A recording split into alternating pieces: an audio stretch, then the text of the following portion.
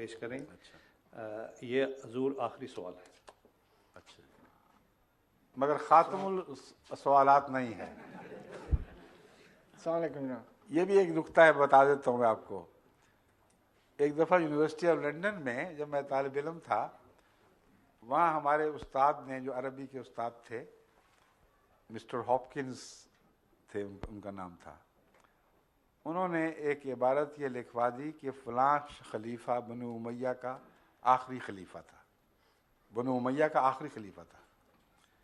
میں نے عمدن اس کا ترجمہ کیا کانا خاتم الخلفاء من خلفاء بنی امیہ. وہ بنی امیہ کا خاتم الخلفاء تھا.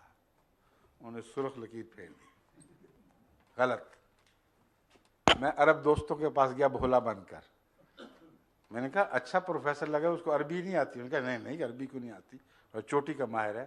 میں کہا یہ دیکھو، میں نے ترجمہ کیا ہے خاتم الخلفاء تھا وہ بنی امیہ کا خلیفہ جو زمانی لحاظ سے آخری تھا، وہ خاتم الخلفاء. عربوں نے کہا ٹھیک کہتا ہے وہ، تم غلط کہتے ہو، تمہیں نہیں عربی آتی. میں نے کہا پھر کیا آپ کا مطلب ہے کہ خدا کو بھی نہیں آتی؟